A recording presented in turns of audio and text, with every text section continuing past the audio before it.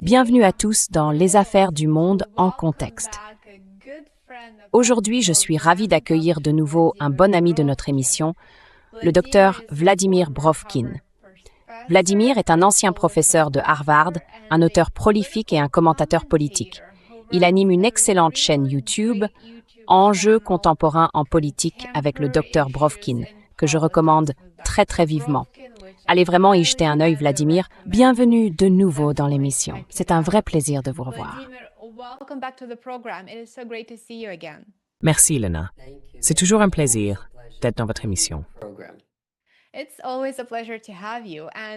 C'est toujours un plaisir de vous recevoir.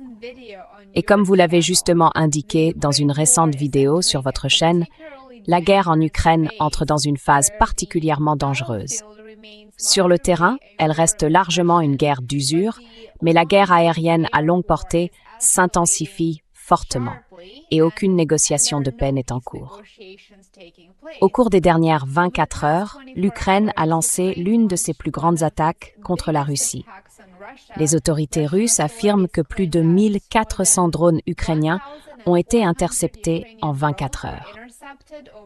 Vladimir, la guerre en Ukraine est-elle en train de s'intensifier et comment analysez-vous ces derniers développements?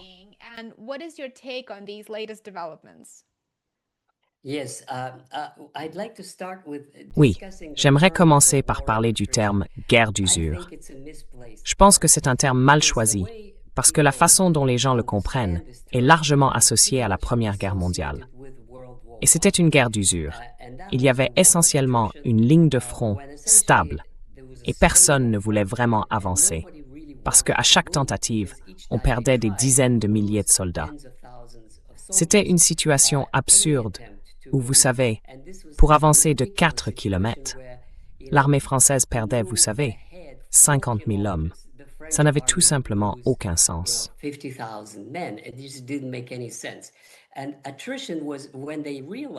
Et l'usure, c'était quand ils ont compris qu'il fallait épuiser l'adversaire. Le but était donc de tuer le plus possible de soldats allemands ou français. C'est pour ça qu'on parle de guerre d'usure. Ce n'est pas du tout ce qui se passe aujourd'hui. Ce n'est absolument pas une guerre d'usure, en ce sens-là. Ce qui se passe maintenant, c'est que les Russes ont cessé de jouer au jeu de la guerre et ont commencé à mener une vraie guerre. Les gants sont tombés. Et tous ceux qui disaient depuis des années « Oh, la Russie est faible, la Russie ne peut pas faire ceci, ne peut pas faire cela. Poutine est faible, Poutine a peur de l'Occident, il suffit de pousser un peu plus fort et l'Ukraine va gagner. » Eh bien, laissez-moi vous dire une chose. Vous n'avez encore rien vu.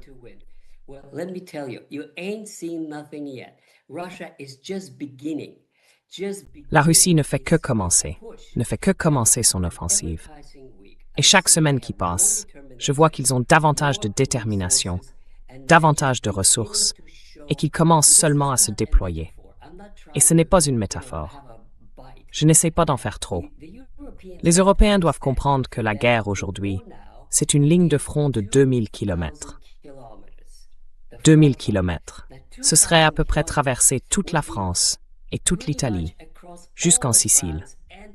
C'est une ligne droite de 2000 kilomètres. Ils n'ont jamais mené une guerre comme celle-là. Et cela signifie que chaque centimètre doit être défendu. Il y a des soldats partout, des approvisionnements partout, et des combats qui se déroulent partout, en même temps.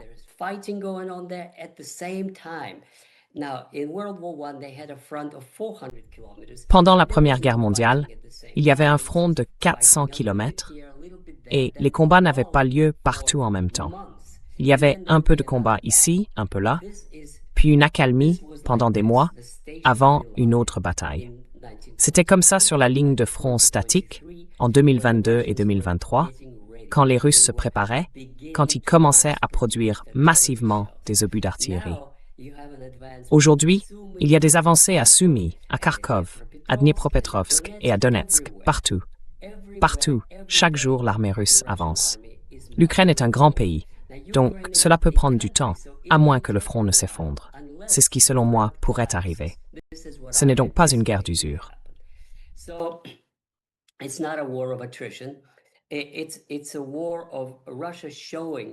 C'est une guerre où la Russie ne montre encore que le début de ce dont elle est capable.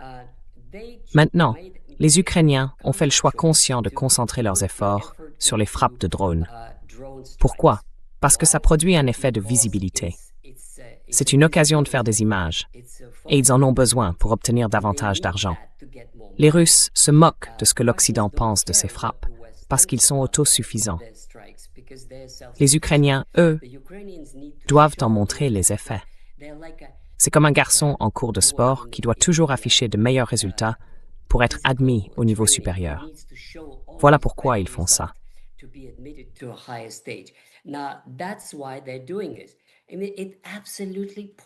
Je veux dire, ça ne sert absolument à rien qu'ils aient fait exploser hier un entrepôt de baies sauvages. Dans quel but? Qui va en souffrir? Eh bien, les gens vont en souffrir parce qu'ils ne recevront pas leur colis. Et qui vont-ils accuser? Poutine? Non. Ils vont accuser Zelensky. Donc, d'une certaine manière, ce que font les Ukrainiens, c'est attiser davantage la colère de l'opinion publique russe. Ce n'est pas intelligent si l'on veut que les Russes en veuillent à Poutine et à la guerre. Donc, ça n'a aucun sens. Les Ukrainiens essayent simplement de faire impression pour obtenir plus d'argent. Mais ce n'est pas une guerre d'usure.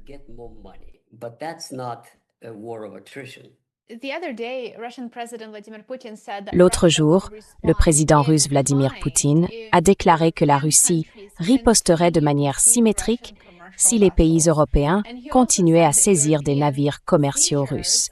Il a également affirmé que les saisies européennes de navires marchands liés à la Russie relevaient de la piraterie.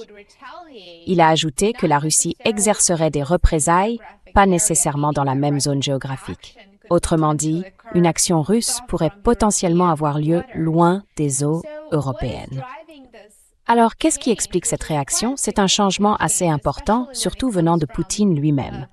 Et pourquoi la Russie n'a-t-elle pas répondu de manière symétrique à ces actes de piraterie auparavant?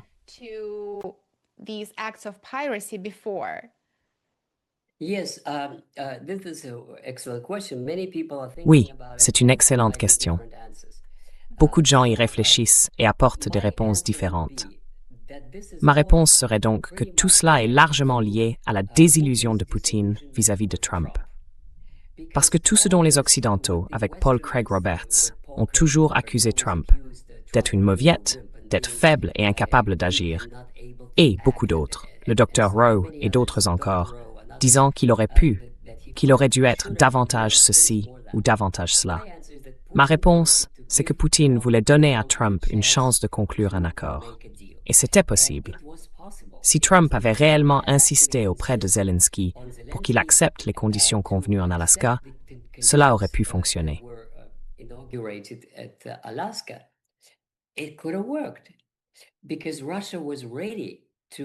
Parce que la Russie était prête à s'arrêter. C'est incroyable. Aujourd'hui, elle n'est plus prête à s'arrêter. Mais elle était prête à s'arrêter avec 4 provinces, plus ceci, cela et le reste. Et le point le plus important que Trump avait accepté, pas d'adhésion de l'Ukraine à l'OTAN, ni à d'autres alliances militaires. C'est la priorité numéro 1 pour Poutine et pour la Russie. Le reste, ce sont des détails. Quelles frontières ils vont avoir? Est-ce que ce sera ce régime-ci ou ce régime-là? La sécurité de la Russie, avec l'absence de troupes étrangères et de l'OTAN, c'était la priorité numéro 1. Mais ensuite, quand Trump a montré qu'il ne pouvait pas le faire, qu'il n'en était pas capable, pour quelque raison que ce soit, j'ai ma théorie sur ces raisons, mais il ne l'a pas fait. Il ne pouvait pas, et il ne l'a pas fait.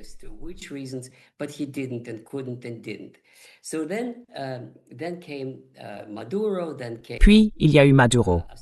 Puis, les tentatives d'assassinat, ou les drones au-dessus de sa résidence. Puis l'attaque meurtrière contre l'ayatollah.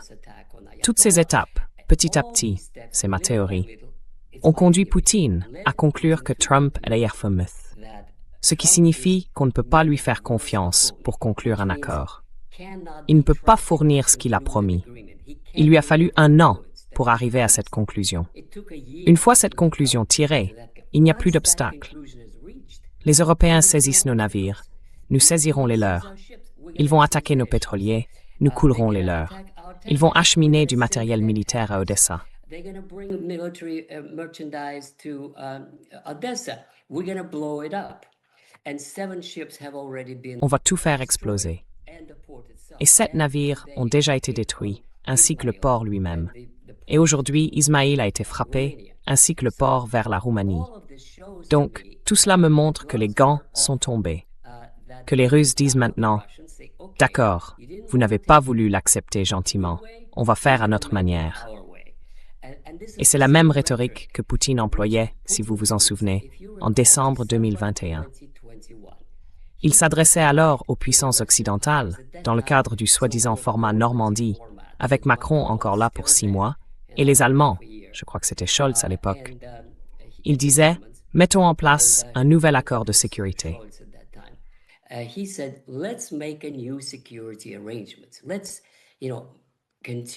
Continuons à appliquer les accords de Minsk, à contraindre les Ukrainiens à les appliquer. Ils ont dit non. Il a dit, c'est ce que Poutine a dit, non, très bien, alors nous le ferons par des moyens militaro-techniques. Et ils s'en sont moqués. Ils ont dit, très bien, vas-y Vladimir. Alors il l'a fait, par des moyens militaires, jusqu'à ce que vous en arriviez au point d'accepter notre position. Pas d'adhésion à l'OTAN, pas de menace militaire de l'Ukraine contre la Russie, et nous avons besoin d'un traité. Et en ce sens, la position n'a pas changé depuis 2021. Et l'Occident commence maintenant à comprendre que Poutine est sérieux. Et s'ils ne font rien, alors l'armée russe continuera d'évoluer, et peut-être au-delà.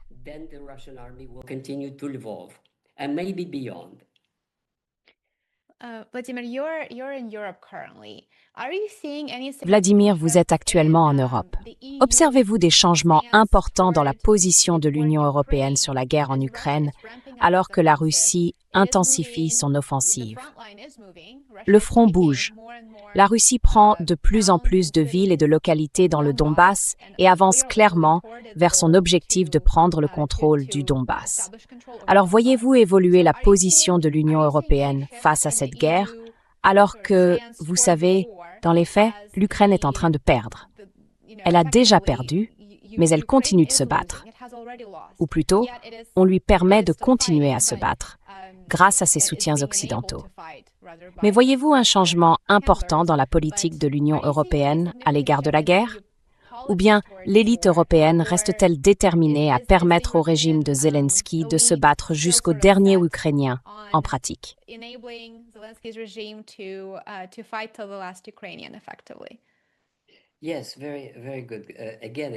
Oui, très très bonne question. Là encore, c'est une question sérieuse et difficile, parce que quand on dit l'Union européenne, il est très important de définir de qui l'on parle. Les dirigeants actuels de l'Union européenne ressemblent beaucoup à Zelensky, en un sens. Ils doivent maintenir leur position. Ils doivent s'en tenir à leur politique. Parce que s'ils la révisent, beaucoup de leurs opposants leur diront « Pourquoi ne l'avez-vous pas fait avant ?» Pourquoi est-ce que vous... Autrement dit, leur politique est en train d'échouer, et pourtant ils ne peuvent pas l'abandonner. Ils ne peuvent pas la réviser, parce que ça saperait leur propre crédibilité. Donc leur seule réponse, c'est davantage de sanctions. Davantage de sanctions. Davantage de sanctions. Encore aujourd'hui, Kaja Kallas a dit qu'il fallait davantage de sanctions contre la Russie.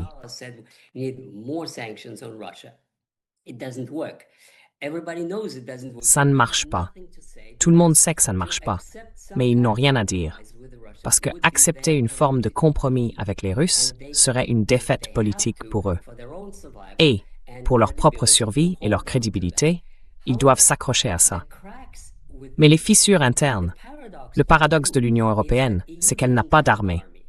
Donc, en quelque sorte, ils se voient comme si puissants, avec un PIB de 20 ou 30 000 milliards. Waouh! 15 fois plus que la Russie. Mais tout ça est illusoire, parce qu'ils n'ont pas d'armée. Ils n'ont pas l'argent. Ils n'ont pas la volonté. Ils n'ont rien. C'est mon argument. Parce que tout l'argent n'est pas à l'Union européenne. Tout l'argent est entre les mains des gouvernements nationaux.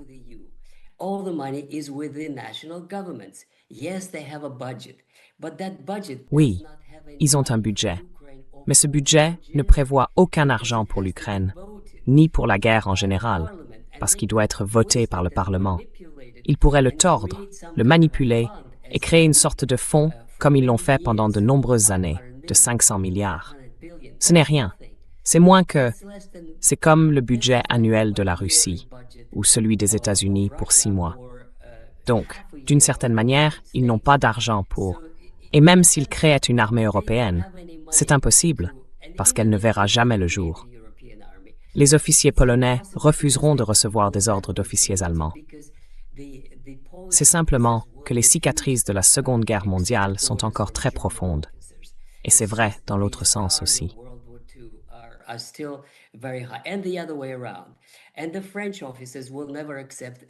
Et les officiers français n'accepteront jamais un ordre venant d'un officier allemand, pour la même raison. Et les Portugais se disaient, pourquoi devrions-nous nous battre pour quelque chose comme ça? Ça ne nous concerne pas, nous sommes trop loin. Et c'est la même chose pour l'Irlande, la Grèce et l'Italie. Donc tout ça, c'est du faux semblant. Vous savez, ils se donnent des airs de grande force politico-militaire. Mais en réalité, c'est une bande de poulets mouillés qui courent dans tous les sens, effrayés, terrifiés, paniqués, sans savoir quoi faire.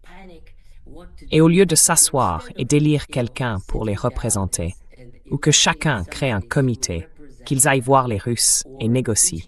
D'accord, vous voulez de la sécurité? Très bien. Nous aussi, nous voulons de la sécurité. Trouvons un accord.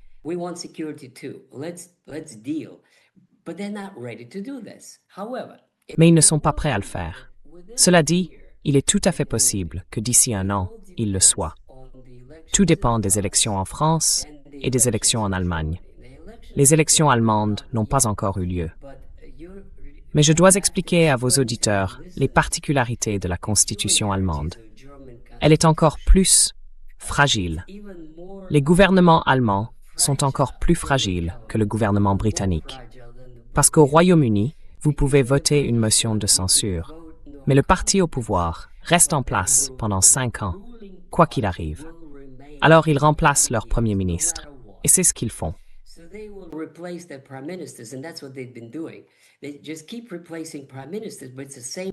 Ils continuent simplement à remplacer les premiers ministres, mais c'est le même parti, le même gouvernement et la même politique. En Allemagne, ce n'est pas le cas. En Allemagne, ils ont une procédure appelée le vote de défiance constructif. Ça veut dire qu'à tout moment, littéralement dès demain, une coalition pourrait se former. Constructif signifie qu'avant de faire tomber le gouvernement en place, ils doivent déjà s'être mis d'accord sur le nouveau gouvernement. Mais en Allemagne, c'est très simple, parce qu'ils ont environ 5 partis politiques et des combinaisons de partis. Aujourd'hui, ils ont ce qu'on appelle la Grande Coalition, avec la CDU et le SPD, les sociodémocrates et les chrétiens-démocrates.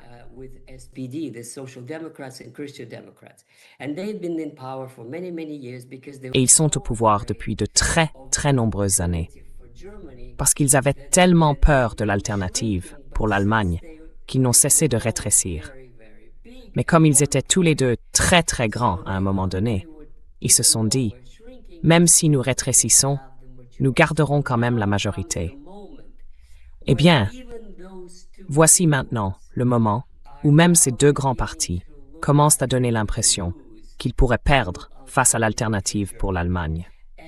Et si les démocrates libres ou les communistes rejoignent l'alternative pour l'Allemagne, ce qui n'est pas impossible, alors ils pourraient obtenir plus de voix que les chrétiens-démocrates et les sociaux-démocrates.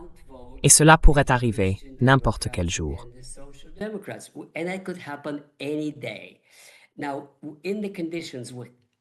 Or, dans un contexte où l'AfD progresse et progresse encore, et où le mécontentement des Allemands ne cesse de grandir, il arrivera, c'est pas une question de savoir si, mais quand, que la coalition actuelle éclatera. Très probablement, ce seront les sociodémocrates du SPD qui partiront, parce qu'ils estiment que la ligne actuelle est tout simplement en train de détruire le Parti social-démocrate, qui est le plus ancien parti d'Allemagne, remontant à Marx. Ils étaient autrefois à 30%, puis ils sont tombés à 25%, puis à 20%.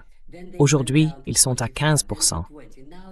Le fait d'être associé aux conservateurs, à Merz et aux autres, détruit le Parti social-démocrate. Et beaucoup de gens au sein du parti disent « Pourquoi faisons-nous ça? Dans quel but? Pour lui sauver la peau. »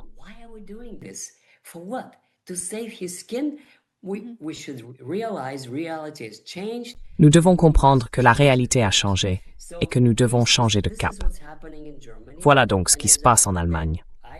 Et comme je l'ai dit, selon moi, ce n'est pas une question de savoir si cela va arriver, mais quand. Et pour terminer mon propos, si des changements ont lieu en Allemagne et en France, alors von der Leyen pourra prendre sa retraite, dire au revoir et Kallas sera renvoyé. Parce que ces gens font ce que veulent les grandes puissances. L'Union européenne, au fond, c'est l'Allemagne, l'Italie et la France. C'est tout. Ce sont eux qui prennent toutes les décisions. Ce sont les grands membres fondateurs. Ce sont les 3 pays, aux économies à peu près équivalentes. Ils ont un droit de veto de fait, et tous les petits doivent dire oui. La Pologne veut rejoindre le club. Mais je pense qu'il reste encore un très très long chemin avant qu'elle soit acceptée comme une véritable, vous savez, égale aux 4 grands, aux 3 grands.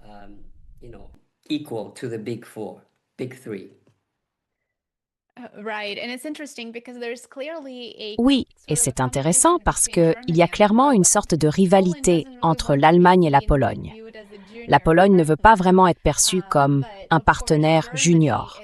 Mais bien sûr, l'Allemagne n'a aucun intérêt à donner à la Pologne plus que le strict nécessaire pour lui permettre de poursuivre ses ambitions et d'abriter, comment dire, la plus grande armée d'Europe, je crois.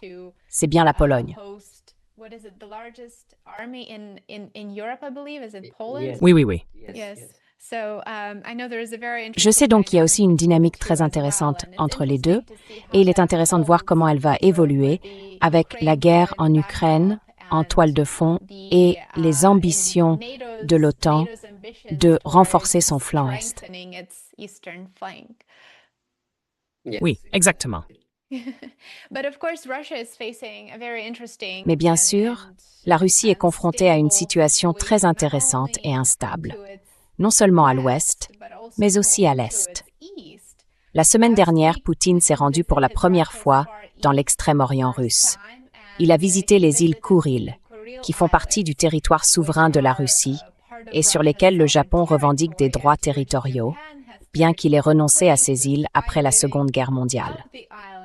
La visite de Poutine était-elle donc avant tout un message adressé au Japon concernant la souveraineté de la Russie sur les Kouril, ou visait-elle aussi à avertir du renforcement de la coopération militaire du Japon avec les États-Unis et l'OTAN?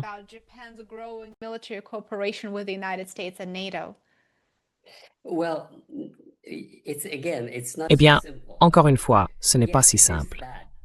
Oui, c'est ça, mais il y a autre chose. C'est un message au Japon. C'est un message aux Américains, mais c'est aussi un message à toutes sortes de gens. Et laissez-moi vous l'expliquer. Je pense que le message numéro 1 s'adresse en fait aux Européens, en disant que nous n'avons rien besoin de saisir dans la Baltique, parce que dans la Baltique, le Danemark peut bloquer l'accès de la Russie à la haute mer. Nous pouvons saisir tout ce que nous voulons en Extrême-Orient. Et c'est pourquoi Poutine a publié ce document, indiquant que sur une certaine période, un peu plus de 1000 navires étaient passés. Parmi eux, un peu plus de 300 étaient britanniques et français. C'était donc un message direct à la Grande-Bretagne et à la France.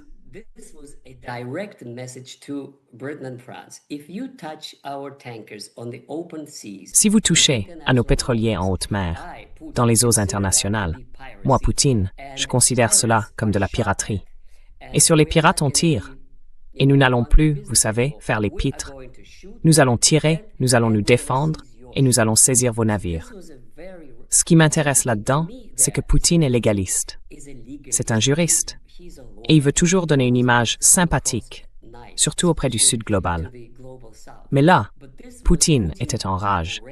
Il disait simplement à l'Occident, « Taisez-vous, si vous touchez à nos navires, nous toucherons aux vôtres. » C'est donc un message très dur et très abrupt, comme un peu d'eau froide jetée au visage de Macron et des autres. Donc, à mon avis, c'est de loin le message le plus important, davantage que tout le reste.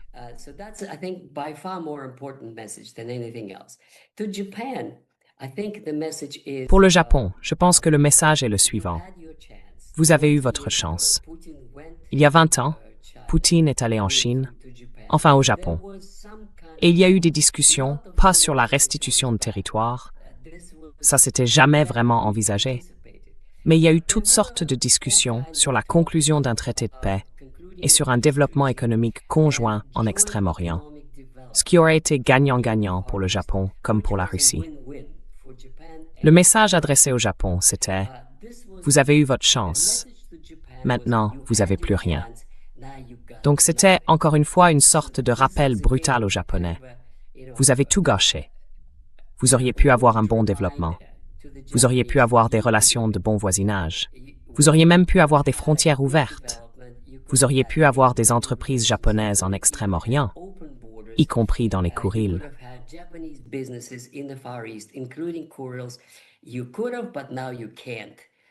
Vous auriez pu, mais maintenant, vous ne pouvez plus. Maintenant, tout ça, c'est terminé. Et le message, c'est « Nous n'avons plus besoin de vous ». Oui, allez donc être les larbins de l'Amérique. Nous avons les Chinois, maintenant, et nous avons toutes les technologies que nous voulons. Pas de vous, mais de la Chine. Au revoir, le Japon. Je pense que c'est ainsi que j'interprète son message au Japon. Je pense que c'est aussi un rappel au Japon que l'alliance avec l'Amérique n'est pas vraiment une alliance. C'est un rappel au Japon qu'il est un vassal. C'est un territoire occupé. Ils ne peuvent même pas faire ce qu'ils veulent à Okinawa. Alors ils font tout ce grand tapage. Les Russes ont annexé nos 4 territoires.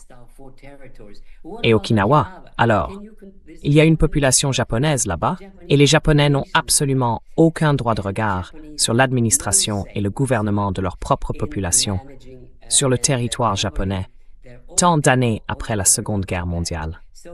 Et n'oublions pas que août est la période des bombardements nucléaires du Japon. Et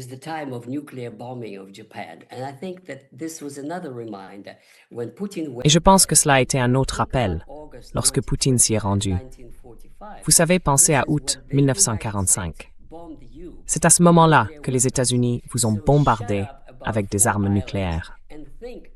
Alors arrêtez de parler de 4 îles et réfléchissez à ce que vous faites aujourd'hui avec votre soi-disant alliance avec les États-Unis.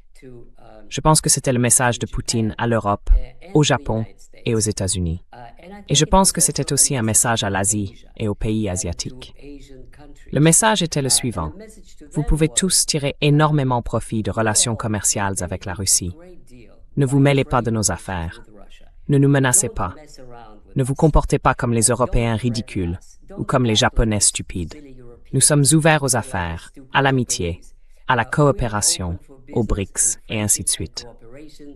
Tirons simplement les leçons des erreurs de ces 2 imbéciles et continuons d'aller dans la bonne direction, parce que l'avenir appartient à l'Asie. Voilà comment j'interprète ce que Poutine voulait dire. These are my views on what Putin meant. Vous avez mentionné les États baltes et je pense que cela mérite aussi d'être abordé. Le Premier ministre letton, Andris Kulbergs, si je prononce correctement son nom, a récemment déclaré dans une interview à Politico que la Lettonie devrait recevoir 7 milliards d'euros supplémentaires de l'Union européenne au cours des prochaines années.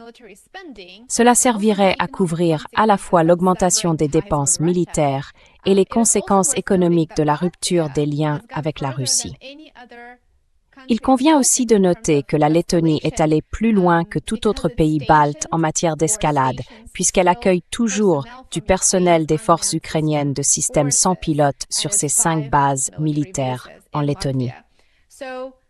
Les États baltes deviennent donc de plus en plus offensifs face à la Russie. Quelle est votre perception de leur rôle dans cette guerre, par procuration, de fait contre la Russie, menée via d'autres États, l'Ukraine étant le principal, et quelle est la probabilité que ces États deviennent la prochaine Ukraine au cours des prochaines années?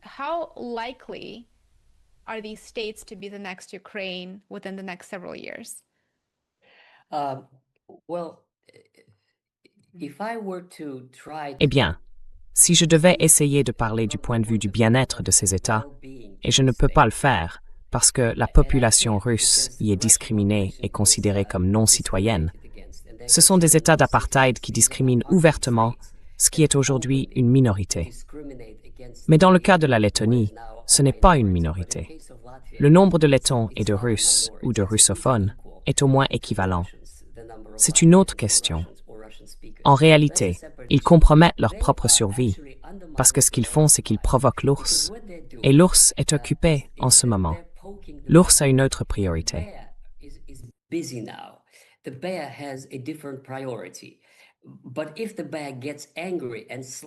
Mais si l'ours se met en colère et leur donne une claque, il ne restera plus rien d'eux. Et je pense qu'ils devraient le comprendre. Mais ils refusent de le comprendre. Ils continuent d'agir comme s'ils étaient forts. Peut-être qu'ils en ont besoin pour leur propre confiance en eux. Et vous savez, pour pouvoir se dire qu'ils comptent. Ils ne comptent pas du tout, parce que les tendances démographiques en Lettonie, en Lituanie. Je l'ai lu quand j'ai fait ma vidéo sur l'avenir des pays baltes. Dans 30 ans, il ne restera plus de Lettonie, parce qu'ils vont tous disparaître. Et c'est une malédiction de l'Union européenne. Et c'est une question très très intéressante et importante. Enfin, pas une question, c'est un problème.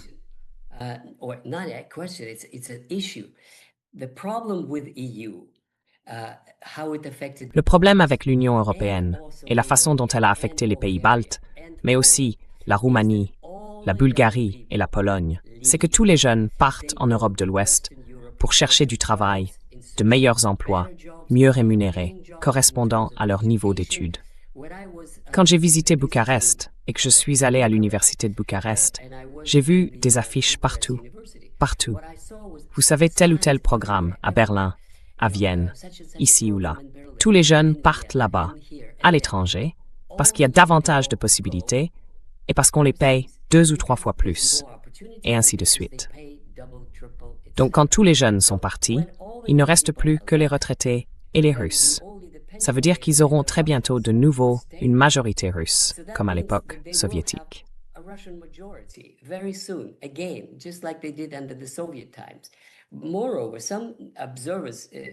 De plus, certains observateurs soulignent que la Lettonie se portait bien mieux à l'époque soviétique qu'aujourd'hui, parce que les Lettons étaient tous là, parce qu'ils accédaient à des postes d'autorité par le biais du Parti communiste. Ils gouvernaient leur propre république. Et maintenant, ce n'est plus le cas. Ils reçoivent leurs ordres de l'Union européenne. Ils dépendent entièrement des aides de l'Union européenne, y compris pour leur énergie, qu'ils ont eux-mêmes fièrement coupée de la Russie et de l'électricité russe. Très bien qu'ils le fassent. En réalité, la Russie n'aurait pas grand-chose à faire. Elle les a simplement privés des revenus des ports. Poutine a construit Ust-Luga, et désormais, toutes les exportations russes passent par le territoire russe. Ils ne touchent plus rien. Avant, ils recevaient des millions de touristes russes. Maintenant, ils n'ont plus rien.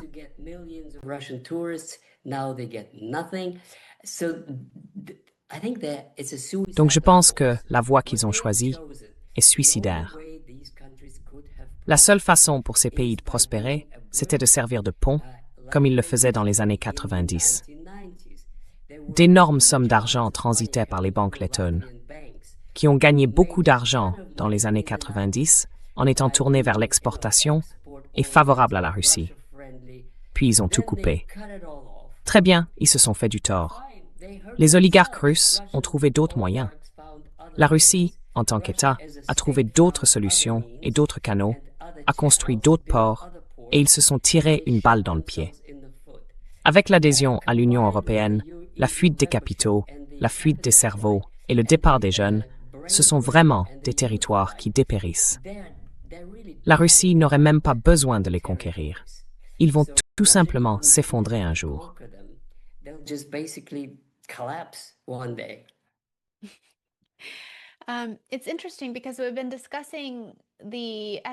C'est intéressant parce que nous avons parlé de l'escalade dans la guerre en Ukraine et nous avons l'habitude de penser, ou les médias dominants ont l'habitude de suivre ce récit, que davantage d'armes fournies au régime de Kiev permettront à l'Ukraine, au régime de Zelensky, de défendre la démocratie, de défendre la souveraineté de l'Ukraine face à la Russie.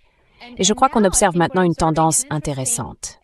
L'escalade ne passe peut-être pas tant par le transfert d'un nouveau système d'armes à Kiev, mais plutôt par un élargissement de la définition de ce qui constitue une cible légitime.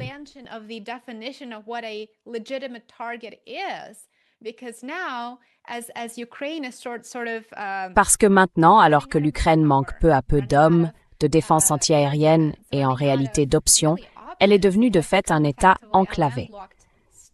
Désormais, l'Occident élargit les cibles que l'Ukraine est autorisée à frapper sur le territoire russe. Et bien sûr, cela entraîne des représailles. Ce cercle de violence et de guerre se poursuit donc, et il s'aggrave de plus en plus. Jusqu'où l'Occident est-il prêt à aller? Et par l'Occident, je parle vraiment des capitales européennes, des États européens qui participent à fournir des armes à Zelensky et à financer ces armes. Jusqu'où les dirigeants européens sont-ils prêts à aller pour faire souffrir la Russie? Reste-t-il encore, à ce stade, des lignes rouges, quelles qu'elles soient?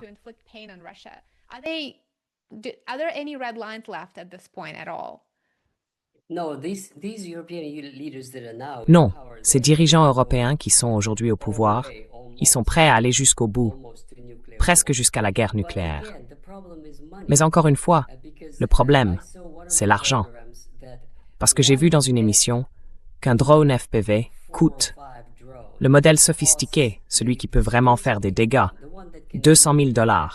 C'est évidemment bien mieux que 2 millions de dollars l'unité pour un missile Patriot. Donc, 10 de ces drones, ça équivaut à un Patriot, et ils en tirent des centaines. Ça coûte de l'argent. On arrive à 1 milliard, puis 2 autres milliards, puis encore 2 milliards. Et c'est pas sans fin, parce que les crédits doivent être votés. Ou alors, ils doivent les manipuler d'une manière ou d'une autre. Mais même ça, ce n'est pas le problème.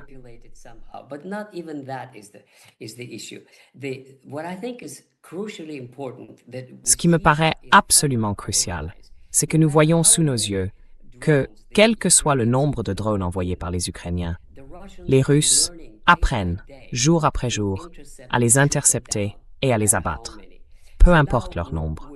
Aujourd'hui, on voit que 800 ou 880 ont été lancés et que 2, 3 ou 4 seulement sont passés.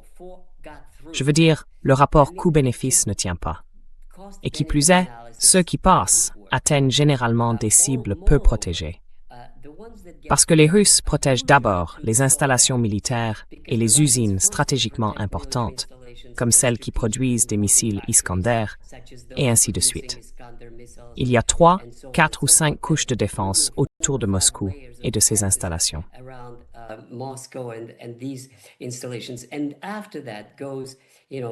Et ensuite, il y a l'Ukraine, vous savez, les baies sauvages, les plages et les restaurants.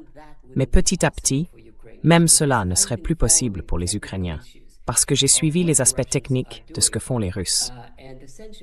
En substance, les objets volant à basse altitude sont difficiles à intercepter.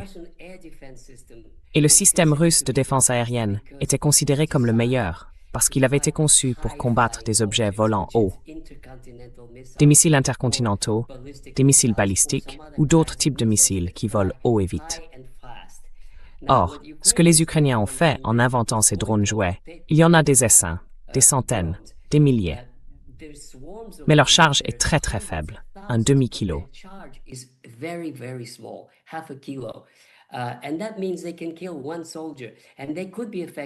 Cela signifie qu'ils peuvent tuer un soldat et qu'ils peuvent réussir à maintenir des soldats à couvert dans leurs tranchées. Mais ils ne sont pas efficaces lorsqu'on les lance contre des cibles sérieuses. Ils causent beaucoup de nuisances. Et je suis désolé de le dire, mais des civils souffrent. Ils tuent aussi des civils, 10-5 par jour, à Belgorod et à Kursk. Et j'ai autant de peine pour ces gens que pour les civils ukrainiens. Mais, sur le plan militaire, cela n'a absolument aucun sens, parce que ça ne change rien. Et ce que font maintenant les Russes, la manière dont ils combattent ces objets volants à basse altitude, signifie qu'il faut avoir dans les airs, tous les 50 km, quelque chose qui surveille les radars entrants, d'autres signaux infrarouges, et ainsi de suite.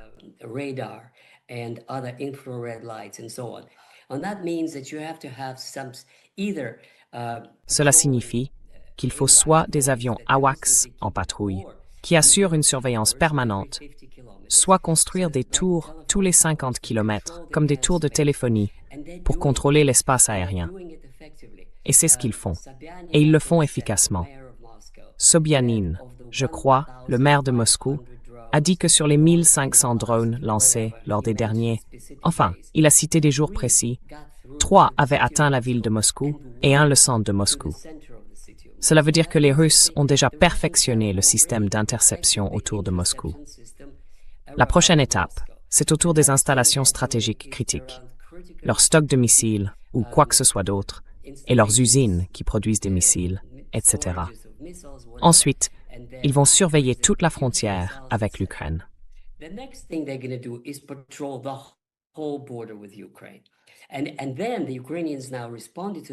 Et maintenant, les Ukrainiens répondent à cela en infiltrant des gens. Les infiltrés traverseraient la frontière à pied, dans la forêt, puis lanceraient leur engin depuis là-bas, ou quelque chose comme ça. Ou alors, l'un d'eux a été lancé depuis le Kazakhstan. Donc ils ont des infiltrés qui passent par la frontière ouverte avec le Kazakhstan. Ensuite, ils vont marcher, puis depuis une forêt au Kazakhstan, lancer leur petit avion pour frapper une installation pétrolière. Et après, ils vont faire tout un battage en disant qu'ils sont si puissants, si forts et qu'ils peuvent voler si loin. Tout cela, c'est de la propagande. C'est pour que Zelensky se sente bien. Mais sur le plan militaire, ça n'a absolument aucun sens. Et ils le savent, et ils sont en train de perdre.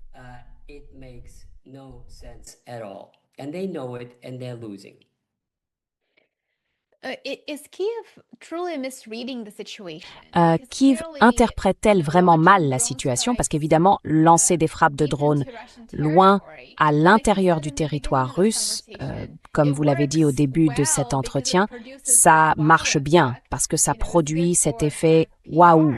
C'est bon, en quelque sorte, pour les relations publiques, mais ça ne change pas forcément la situation sur le champ de bataille. Alors, Kiev se trompe-t-elle dans son analyse? Ou bien Zelensky est-il suffisamment désespéré pour faire, en pratique, tout ce qui est en son pouvoir afin de prolonger cette guerre, de continuer à mener ces frappes qui n'ont aucune valeur stratégique, aucune valeur tactique, simplement pour avoir quelque chose à montrer à ses soutiens occidentaux et obtenir ensuite davantage de financement et davantage d'armes de leur part.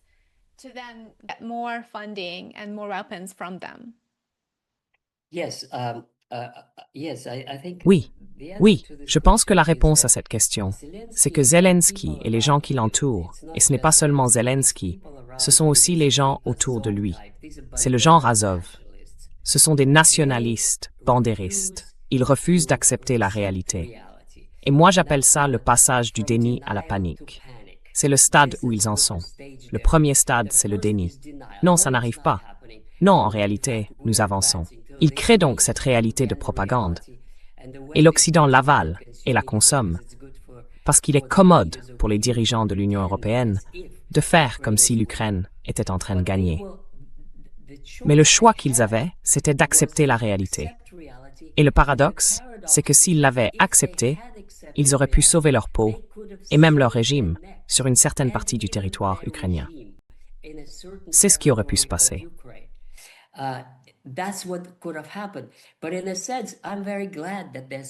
Mais d'un certain côté, je suis très heureux qu'ils soient si obstinés, parce qu'ils sapent leur propre survie. Car quand ils refusent de reconnaître ce que Zelensky aurait pu faire il y a 1 an, signer l'accord, oui, c'est humiliant. Oui, c'est douloureux. Accepter tout ce que Poutine avait proposé en Alaska. D'accord, la guerre est terminée. Il garde encore sous son contrôle plus de la moitié de l'Ukraine, et il y a la paix, ainsi qu'un traité de paix garanti avec la Russie. Cela aurait été dans l'intérêt de Zelensky lui-même, de sa clique et de son régime. Non, ils n'en sont pas capables, parce qu'ils ne peuvent pas psychologiquement se résoudre à accepter quoi que ce soit des moscovites, tant ils les détestent. Et leur haine les aveugle. Leur haine les mène à l'autodestruction.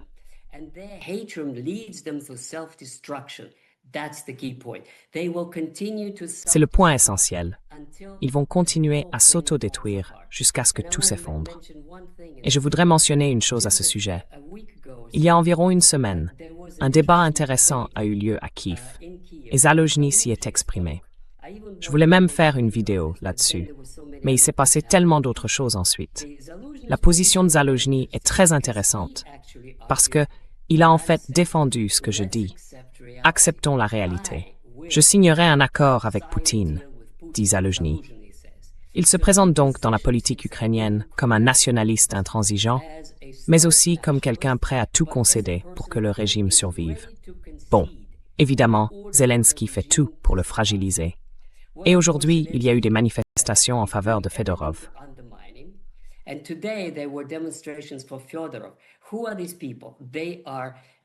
Qui sont ces gens? Ce sont des ultranationalistes. Fyodorov a cette réputation de tsar des drones. Mais c'est la même chose. Ce qu'ils veulent, c'est trouver un moyen de conclure une sorte d'accord acceptable pour Poutine, afin de pouvoir survivre. Je pense que Poutine a dépassé ce stade. D'après ce que je comprends, Poutine et les dirigeants russes ont décidé aucun accord, quel qu'il soit, avec le régime bandériste. Ils veulent un changement de régime. Et ce n'est qu'avec un autre gouvernement ukrainien qu'ils discuteront, vous savez, des frontières, de la Constitution et de tout le reste. Donc ces gens sont des morts en sursis. Ils ne survivront pas. C'est une question de semaines ou de mois. Je ne peux pas le déterminer exactement, mais vu la manière dont les choses évoluent, ça s'accélère.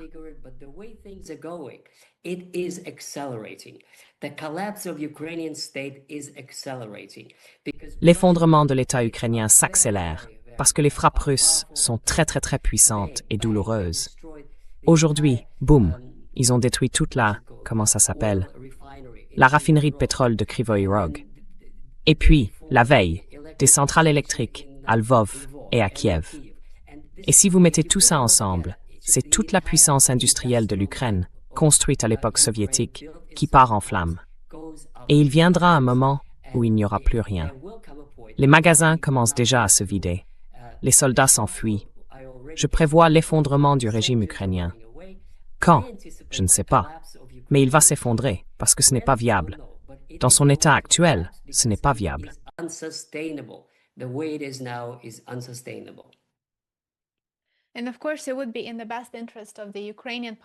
Et bien sûr, il serait dans l'intérêt de la population ukrainienne que le régime s'effondre.